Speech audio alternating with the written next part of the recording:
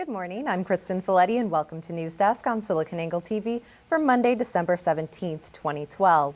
The hacker group Anonymous is going after a church. And is your Samsung device in danger of being compromised? Here with his breaking analysis on these HackANGLE stories is SiliconANGLE contributing editor John Casaretto. Good morning, John. Good morning. The hacker group Anonymous is back in action. This time they have launched an attack against the controversial Westboro Baptist Church, who have announced plans to picket the funerals of those lost in the tragic Sandy Hook Elementary School shooting in Newtown, Connecticut. John, can you give us some background on the Westboro Baptist Church? Why are they the source of such controversy? Yeah, this group has got a lot of extreme ideologies. They tend to do a lot of these shock events where they blame a lot of these unfortunate situations on what they see as immoral behavior, even when they're unrelated, obviously unrelated.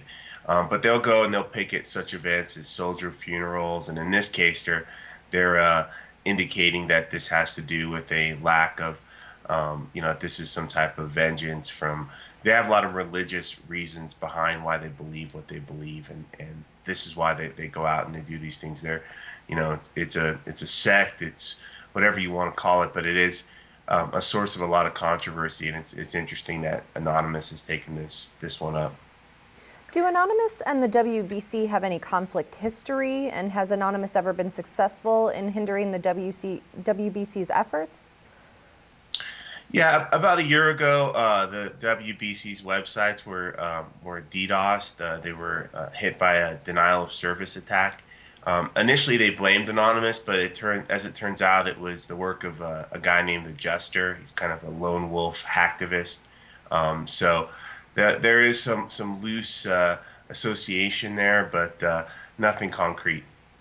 What has Anonymous done so far in the latest hack attack? Well, initially, so far it's been mainly a threat, but they have managed to publish a lot of private information of many of the Westboro members, including their emails, home phones, addresses, things like that. They also started a petition on the White House's website to have the president or the government recognize them as a hate group. So this is just the beginning, and I'm sure there's a lot more to come. The new Anonymous mission is going by the name #OpWestboro, and a hacker who goes by the name Cosmo has already begun the mission by hacking the Twitter account of Shirley Phelps Roper, one of the leading members of the Westboro Baptist Church. What does Anonymous hope to accomplish with the attack?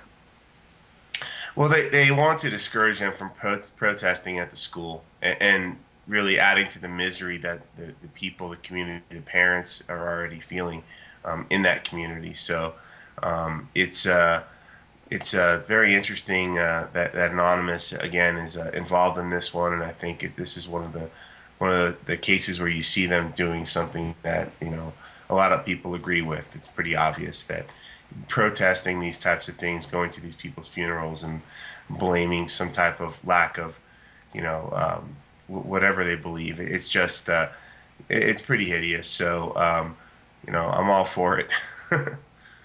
As you previously mentioned, in a related action, a petition has been posted to whitehouse.org asking President Obama to have Westboro Baptist Church legally recognized as a hate group. Do you think this petition has the chance of being approved? Well, the petition apparently already has more than 46,000 signatures, and that's apparently twice the number needed to be reviewed by the White House.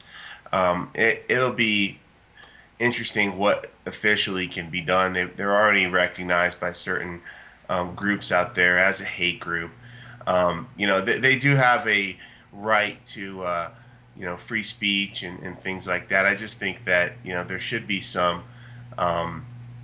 I think that their actions are definitely in that hate group category, and I think that definitely in this case, this is not something that that they should be openly allowed at such an event, and they seem to choose those types of events as such as a funeral and picket these things, and they have very offensive signs and things like that.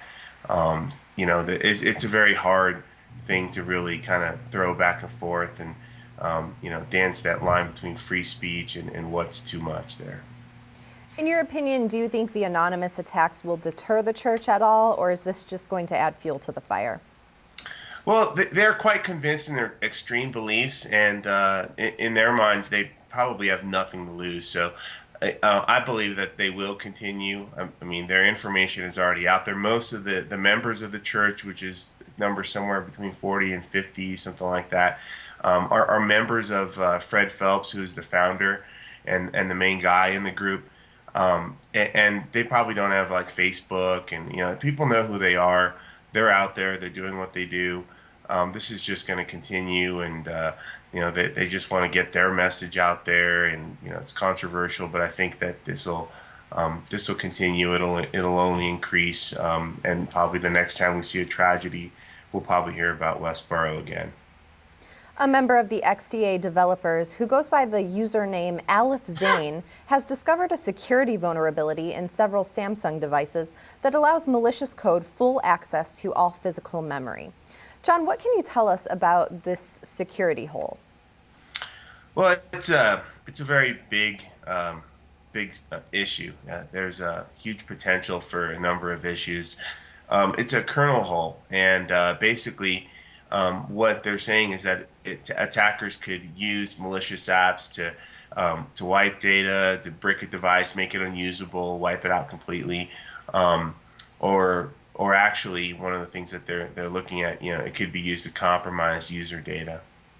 Now, which devices are affected by this vulnerability? Well, there's a number of Galaxy Note models, and there's a number of Galaxy S3 models and one of the S2. So these are pretty popular phones. They all share a common kernel source and hardware. So if you're worried about your phone, you can look up to see if your phone is vulnerable by this particular exploit. So what is it that all these devices have in common that this vulnerability is attracting? So there's a common processor for the most part. It's an Exynos 4 based device. So if your CPU is using is based on Exynos 4, and it's using that common kernel, it's one of the devices that is going to be, has this vulnerability. What's Samsung doing about the situation? Well, we know that they've been made aware of it. We don't have any update on whether there's an update looming or quick patch or anything like that officially from Samsung. There's not a lot of news on this. We just know that they've been made aware of it. Is there any sort of fix for the problem or anything owners of the named devices can do to protect themselves? Yeah, there is a community fix that was just released. But take note that these are just enthusiast operations. There's a whole community of people who hack and root their phones to gain, better access and custom experiences. And that's exactly how this was discovered. This came from that community of people who do these types of things, who test, they put the custom images, custom apps on their phone. The average user, this is probably not a fix that they would typically employ. So are you saying there's some danger in employing this suggested fix? Well, anytime you do things that are outside of what the manufacturer supports, or outside of official operating system or patches or updates, yeah, you're definitely accessing areas of the phone. You can make it unusable, that type of thing. So it's a very dangerous thing to really, unless you've trained or done some study in this type of thing. To really start to do without affecting the warranty or the usability of your phone. So in this type of situation, what's your best suggestion for these phone users?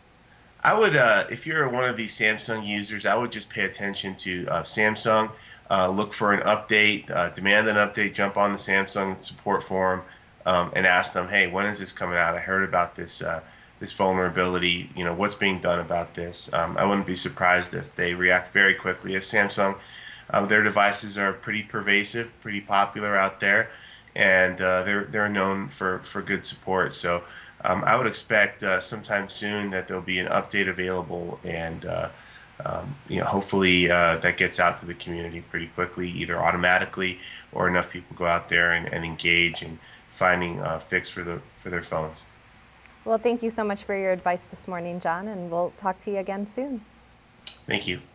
For in-depth coverage on news of the day and breaking analysis on tech innovation, keep up to date with News Desk on SiliconANGLE TV.